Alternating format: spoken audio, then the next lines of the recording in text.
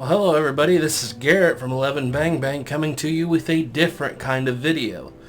Now, first of all, let me say that 11 Bang Bang is not a big channel, it's not a huge channel, it's kind of a mediocre channel, to be quite honest, in the grand scheme of things. However, we have found some success in our channel building, and I get emails and comments and text messages and calls a lot.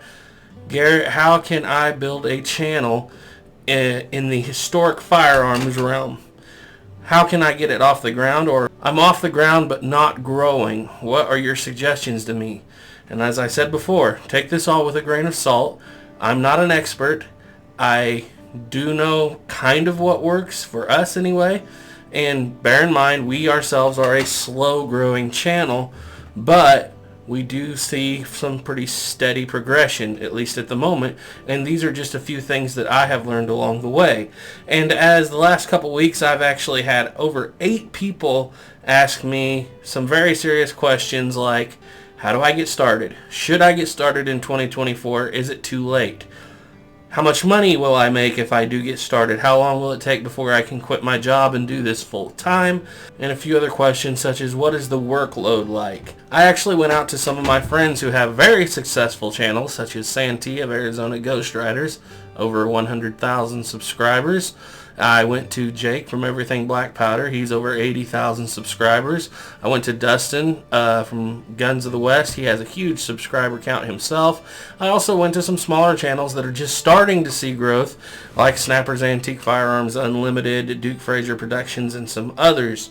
And I asked each of them, if you could say one thing to someone starting a channel in 2024, what would it be? These tips are just a conglomeration of what everyone told me at the time. And so, this is my own views. This is Santee from Arizona Ghost Riders, Dustin Weinigers, Jake from Everything Black Powder, Snappers, Dukes, and several others. If I missed you, I'm sorry. But anyway, without further ado, let's dive into this. If I start and I do everything right, how long do you think it would take me before I could quit my job and do this? I've also heard people say that, and this is no one in particular, guys, I have trouble holding down a job. I don't get along good with authority figures. Do you think it would be a good move for me to go to YouTube to be my own boss and work out and make a living just making my own videos, working for myself? If that's the attitude you have going into this, you're not going to succeed, because this is not like you're working for yourself. You have more people over the top of you than you can imagine, and you starting out will not have hardly any communication with them whatsoever. You could wake up one day and everything you've worked for just be erased like that, and you can't sue them, you can't do anything. You can't ask them what happened, what can I do better, and there's really nowhere else to go except Rumble. So just bear in mind, this is not the kind of situation where you're going to walk away from this and be self-employed, self-sufficient, and not have to worry about anyone giving you orders ever again. That's just not the way it works. That kind of attitude will not help your channel grow. Another point to add to that is, unless you are extremely lucky, especially in the antique firearms world, you're never going to be able to make a living at this. I'm just going to lay it out there flat. Maybe, you know, we've done this 10, 15 years from now down the road, the community's grown, something like that. Maybe you can start to make a living. But this is one thing that Jake from Everything Black Powder asked that I stress. This is not a money-making business at all whatsoever. Jake has over 80,000 subscribers, and he's not coming close to enough money from ad revenue to make a living for himself, let alone his brother or anybody else involved in his channel. The same goes for us. I'm going to break this down for you just a little bit, not on the other channels, but I've also heard Santee say it's basically impossible at 100,000 subscribers to become close to sufficient or even make a living off of. So just for us, we have 31,000 subscribers right now. Last month we picked up 900,000 views covering shorts, videos, and live streams. And with those 30,000 subscribers and 900,000 plus views, we made just under $300. And so we are 5 years into this, and maybe, like I said, we're slow growers on our channel, but just remember that 5 years into it, we're making $300 a month, and we're dividing that between 3 people, Ethan, Caleb, and myself. I can't even say we divide it, because every penny that we make on this channel goes right back into brass, guns, linseed oil, tung oil, Alfie shine, just anything you can think of, tools, vices, drill presses. It takes a lot of equipment to keep this channel running. One of the main costs is primers, and those aren't cheap these days, you know. And really what we do is any money we made back from this channel, we put it back in so we can keep shooting to make next week's video. So just bear in mind, this is not a money-making deal, especially in the firearms community.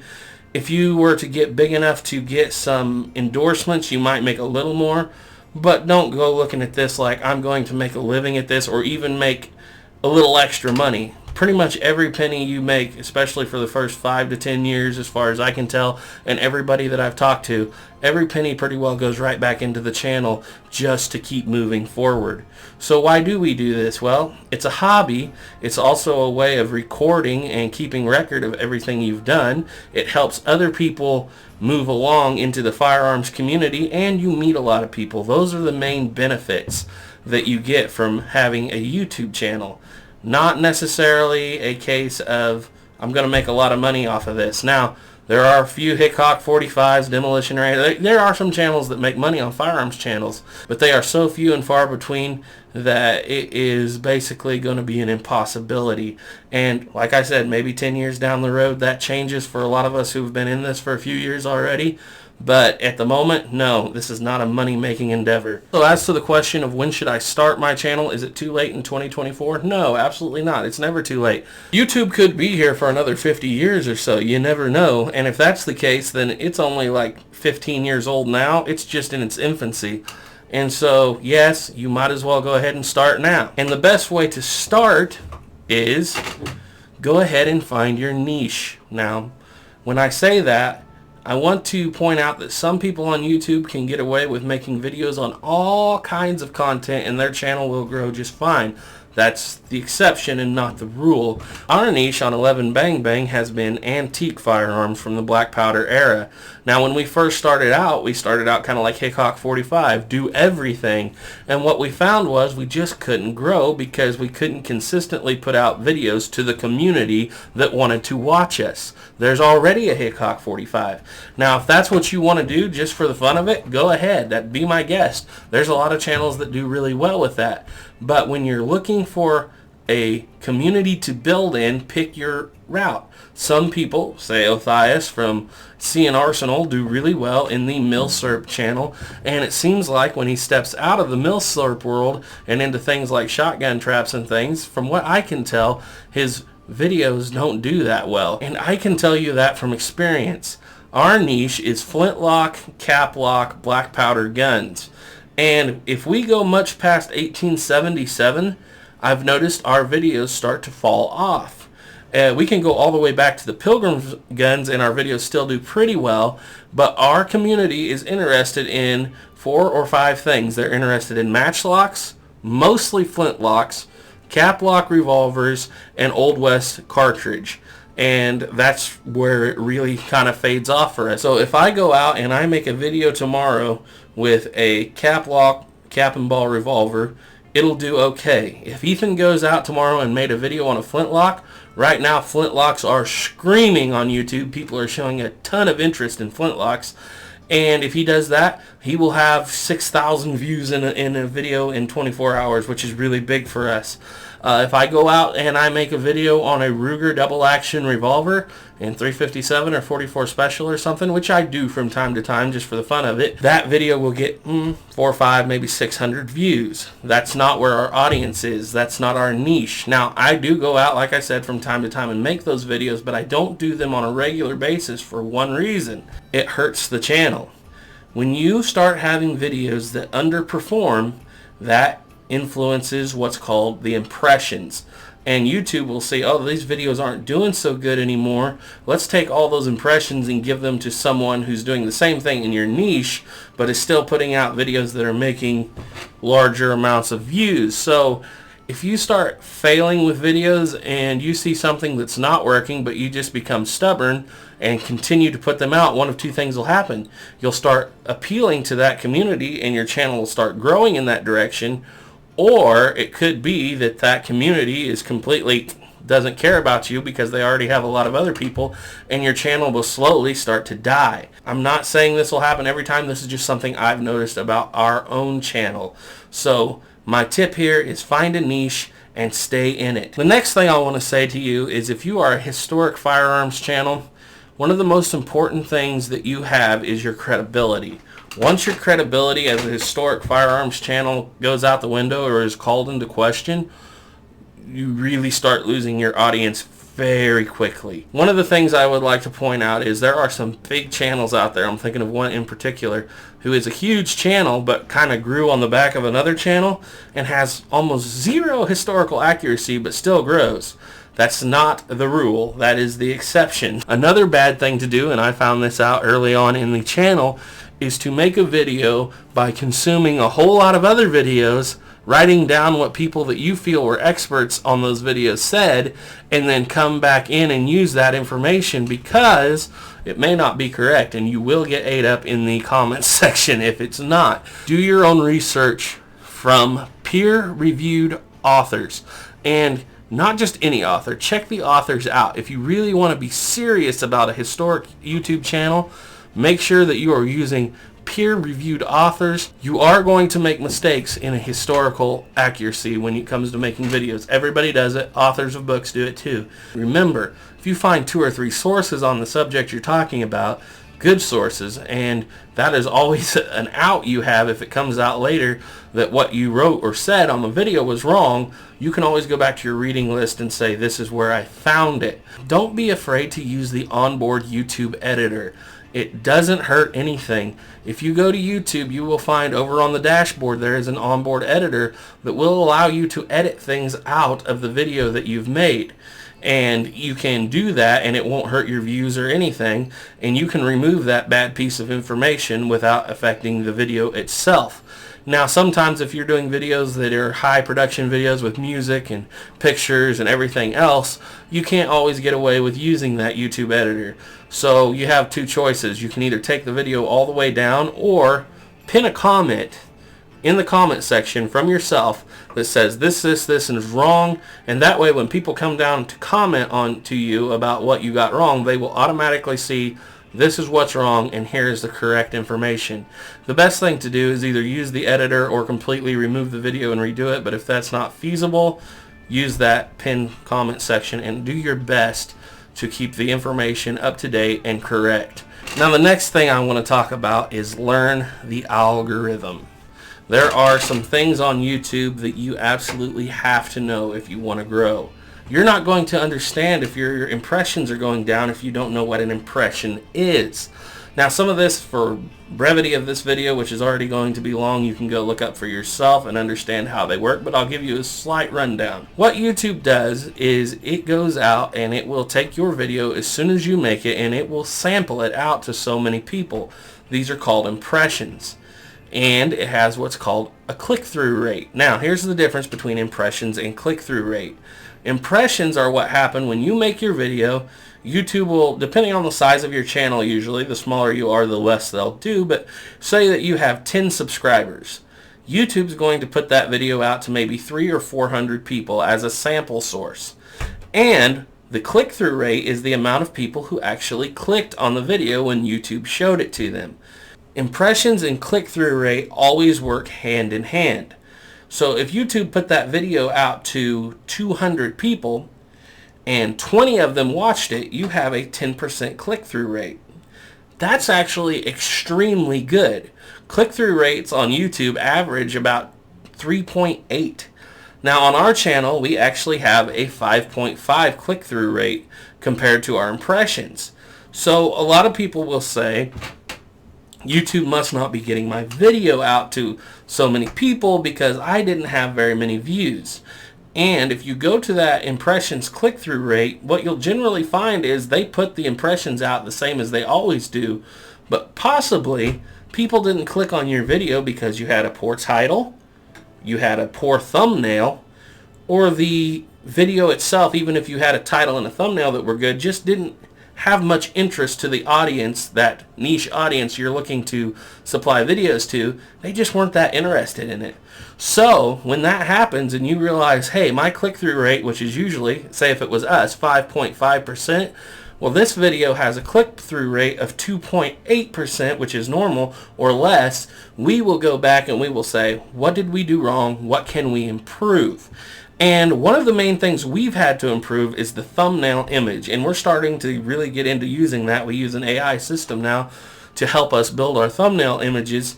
And the other thing you need to realize is you have to have a good title. You also need to put tags in your video. What is a tag? Well, down in the description, you will put hashtag, like me, one of my favorites is hashtag Alec Baldwin. Anybody who's looking up Alec Baldwin, I don't support Alec Baldwin, but I put his name on all of our videos because anybody who's looking into that case is automatically, when they type his name in, there is a pretty good chance that one of our videos will come up in the feed. Maybe our video about can a single action army go off without pulling the trigger. Just because you realized a lot of people didn't see this video doesn't mean that YouTube didn't put it out there. Check your impressions and your click-through rate. It could just be that you're not putting in enough effort to get that video to where it needs to be. The next point is something that Dustin Weiniger pointed out to me and several others, and that is YouTube channels that tend to really grow are consistent. What do you mean by consistent? Well, for us, that's one video, generally every Sunday morning at 7:30 a.m. Central Time. Now that is due to change sometimes if we fail to get the video we need made. We had a big work week or something else came up and we didn't get what we needed to get done. Well, that just means that that's our fault. But here's the thing I have noticed. There are a couple channels that don't have to be consistent. The Cap and Ball channel. That guy can put out a video once every 3 months and grow like crazy. However, you are not him. Most of you. He has high-end cameras, great microphones, I couldn't imagine the amount of hours he puts into putting out one video. When it comes out, it looks like a movie, and he's successful with that. We don't have that kind of time nor that kind of money here on 11 Bang Bang. So what's our alternative? To put out a little less quality video, but do it consistently. Now the reason I say you should be consistent is I can tell you this every year from experience. Every year we have to go on wheat harvest for our regular jobs. Like I said, this does not pay enough for any of us to quit our regular jobs.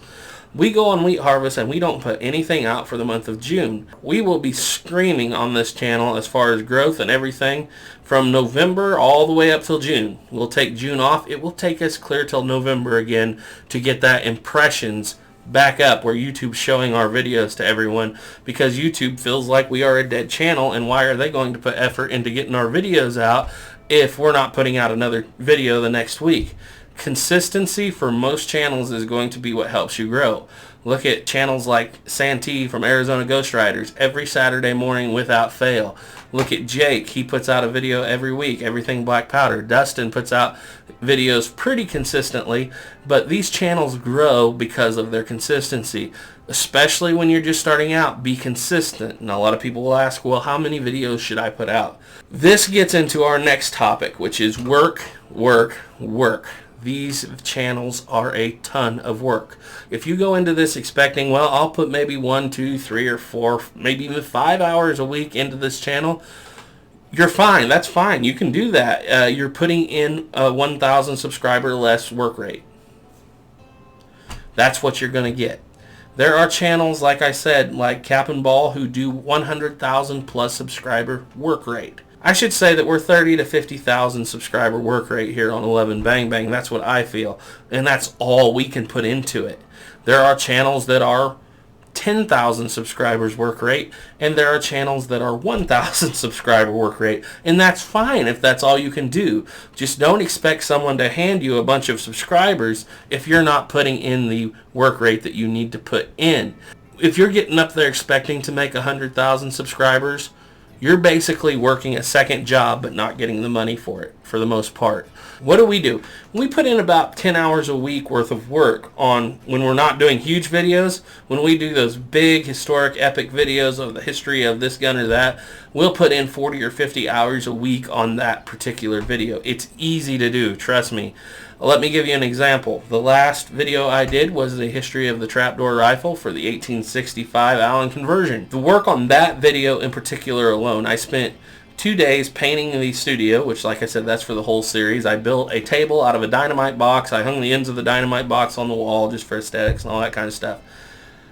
I went in and started setting up and getting my lighting ready and my notes and script written up on Thursday the week before. On Friday, I went in and I got the guns cleaned up, got them ready to go 100%, made the ammunition, which cost quite a bit of money, and took me about 3 days to make 20 rounds of rimfire 58 caliber ammunition. And those were working about 3 hours a day. On the Sunday that I started making the videos, I went in, I did rehearsal with Caleb, and I set up everything I thought I needed, and I filmed the outside video. I got done with that. It was about 9 o'clock at night. I went over and started filming. I filmed for 4 hours straight. I came home. I put it in, uploaded it to my editing PC, a very important thing we'll talk about here in a second, and I went to editing, and I edited for 6 hours basically straight until I had to go to work. I went to work. I didn't go home and go to sleep. I came right back to editing. I edited another night. I went back to work. I took a nap for maybe about 4 hours between work and my next editing session because I was just wiped out. And altogether, by the time it was done, I had to watch it. My general rule is I watch through 10 times to check for inaccuracies or errors. And about every time I find something, and I'll go back in and edit it again. I sent the video off for peer review to Doc from the channel By Land and Sea because he's very, very studied up and knowledgeable on these things. And I asked him to check it. He gave me some pointers and some things I need to look about, and mainly photos that were kind of blurry and things like that, and I changed them. And when it was all said and done, in 1 week I had put 60 hours into one video. That video made 3,000 views the next Sunday in one day and made me a grand total of $8. So that's what you're looking at here. A lot of work for very little return. Ethan edits videos on a laptop, and I edit videos on a good PC editing machine. This one in particular is an i9. I have a 21-inch monitor so that I can zoom in and really get on to those little bitty cuts if I can. And our editing still isn't the greatest. Every time I watch a video, I always look for what can we improve. Editing can always be improved. It's one of the main things for growing a channel, and some people say, well, I will just sit down and do a talking video and not edit any of it and we will be fine. Well, here's the thing. I know 3 people on YouTube that can do that without editing in the black powder or the firearms community as a whole. Hickok45 is a great speaker. He can make a video without editing, and he does it all the time. The next one is Gray Pilgrim. If you guys haven't checked out his channel, go check it out.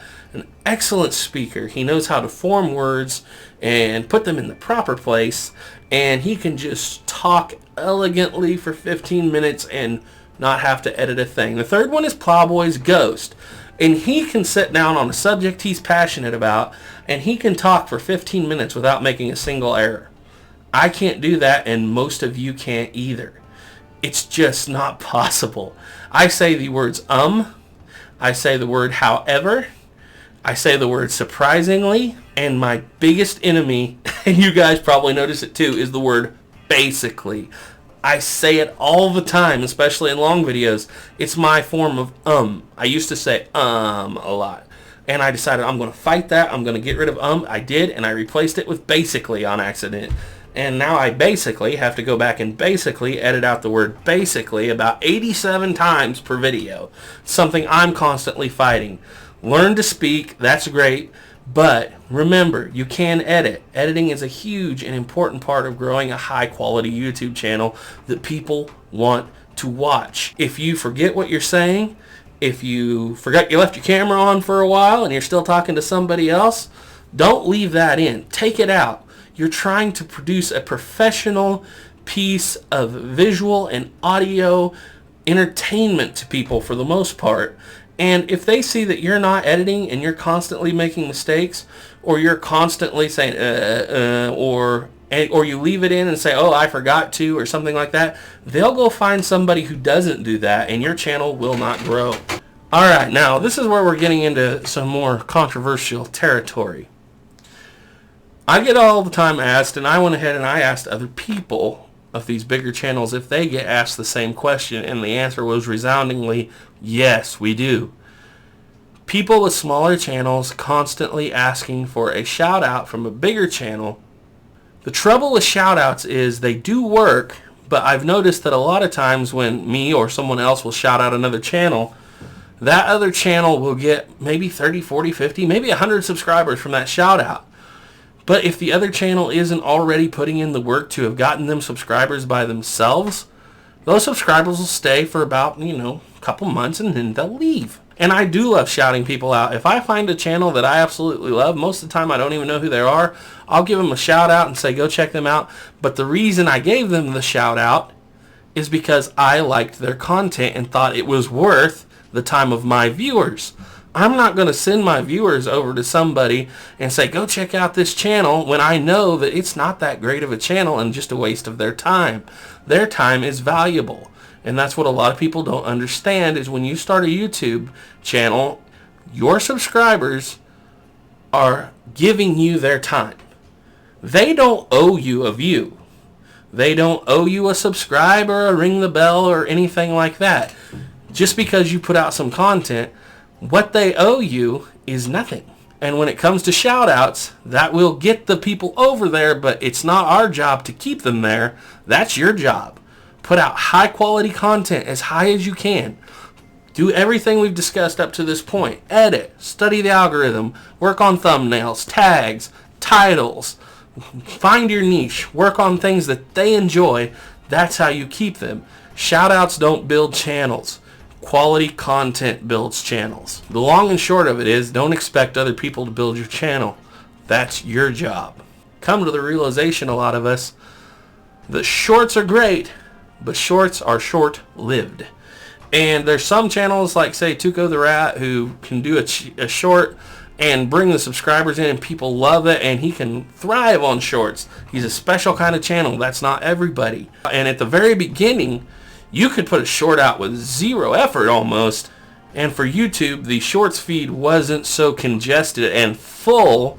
And so YouTube, right off the bat, the first 2-3 months of doing shorts, you could put out a video that was 10 seconds long of you not saying anything or just doing something in general, and boom, it would go out all over the world, and you could pick up 10, 15, 20, 30,000 subscribers from that one short.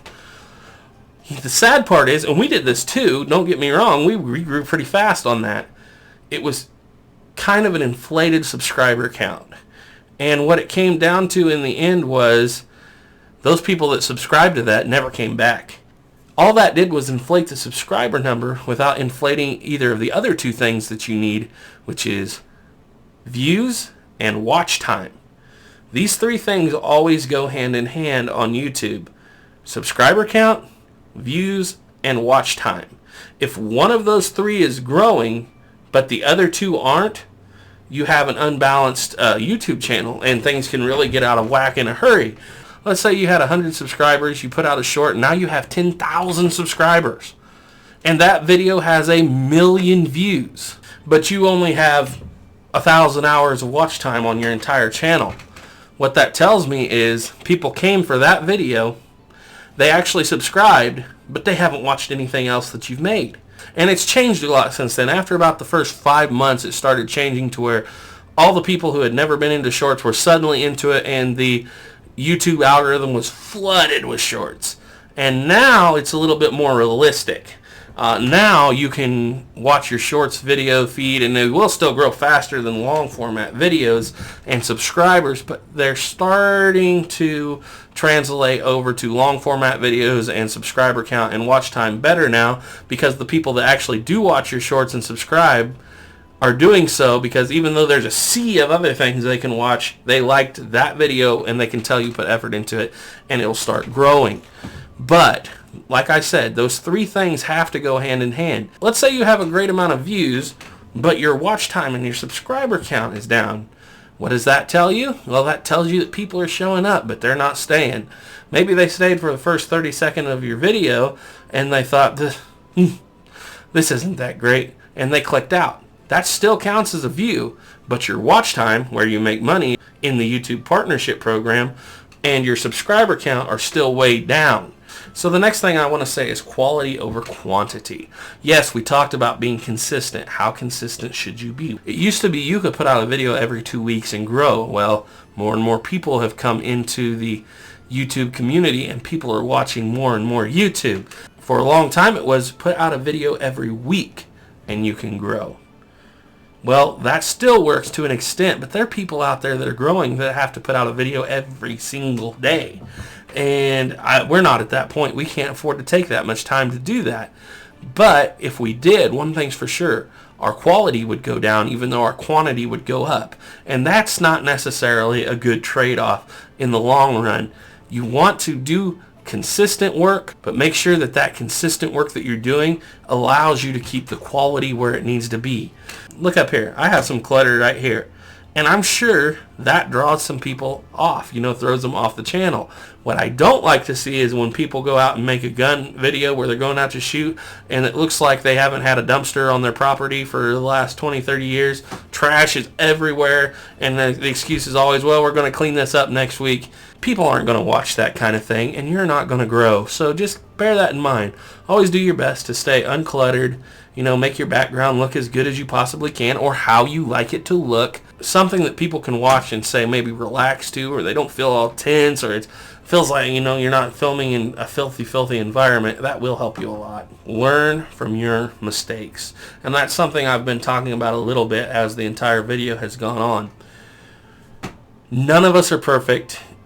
Most of us can't go back and watch the first video we ever put out on our channel because we just cringe.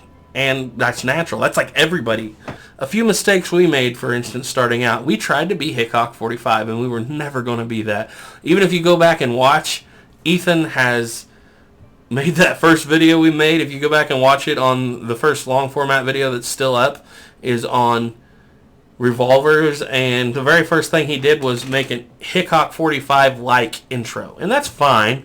But you can't get away with that to an extent. Don't steal other people's material completely. Make it your own. Another thing is, we also tried to be just like C and Arsenal when we started our historical side videos. And we've still got a little bit of that because actually it's a system that works, but we've put twists on it and tried to make it our very own the way we do it. The long and short of it is, learn from your mistakes. Learn to edit. Learn to cut mistakes out.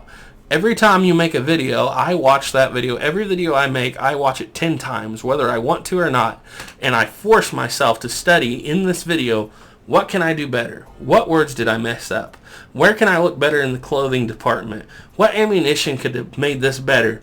Was I poor marksman in this video because of the gun or whatever? Can I work to improve my marksmanship with this particular type of rifle or round? What can I do to make it better where it's more enjoyable for the viewer? Something you absolutely have to do. So the last thing I want to talk about has some caveats here. I'm not talking about political channels at this point, because political channels are a whole different animal. And I'm not talking about modern firearms channels even. I'm talking about historic firearms channels. YouTube is not holding us back as much as we would like to think. I'm sure there is some form of YouTube holding back antique firearms channels. I'm sure it happens, but you have to remember, this is a very niche, small community. And if your quality isn't the very top, there's 5 or 6 people up there, Duelist, Cap and Ball, Santee, Dustin, Guns of the West. You're kind of in competition with those guys, whether you like it or not, because people are watching what they put out because it's great, high quality stuff.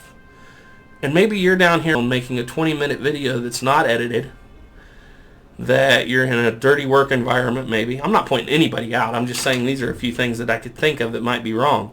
Maybe your history is a little off. Maybe your speaking technique needs to be worked on, like mine does all the time.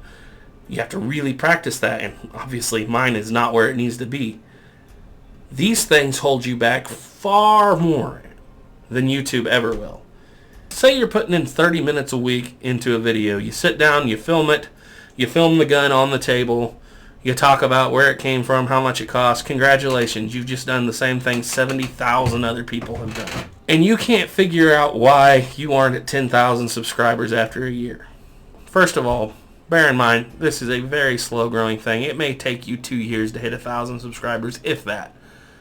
But if you've been doing this for a very long time and you're just not growing and you can't break through that glass ceiling, and all you can do is you make a video and you never watch it and you put it out and nobody watched it, and why didn't anybody watch it? YouTube must be holding me back. YouTube's not holding you back. You're holding you back for the most part. And you may say, well, you just don't understand. YouTube hits me harder than you. There might not be a black powder channel out there still in existence that's been struck more than 11 Bang Bang. We've been struck 3 times in the last year for stupid stuff. And guess what? Every single time up to this point, by going and emailing through YouTube's and they give you a chance to explain, we've actually worked our way out of it every time except one. And for the most part, those strikes were bad. Those were not on us. But YouTube actually wasn't the one who initiated those strikes. It was people who were trolling our channel or complaining about one thing or the other that initiated those strikes. Now, I'm not saying that you can't wake up one day and your channel be gone. AR American had 20,000 subscribers, and he woke up one day and his channel was gone. And if YouTube wants to hold you back, that's what'll happen. If you're a channel that, they decide, oh, we don't like what you're putting out, what they're going to do is they're just going to wipe you off the face of the earth. Just ask AR American. Wake up one day and your channel's gone because you got 3 strikes in the middle of the night. You didn't know about it. And that is terrible. And YouTube does do that to people. But if you're not putting any effort into your videos and you're not growing and you just think YouTube is holding you back, that's probably not the case. It's probably you holding you back because you're not putting in the amount of time and effort needed to create a channel. In closing, let me say, this job right here, it's basically another job that you don't get paid a lot for. You've got to love it, and you've got to put in so much effort. You've got to be passionate about it, and you have to work, and not expect a lot in return. That's how you grow a YouTube channel in 2024. So as always, I hope you guys enjoyed this video. Trust in God. Keep your powder dry. Bye.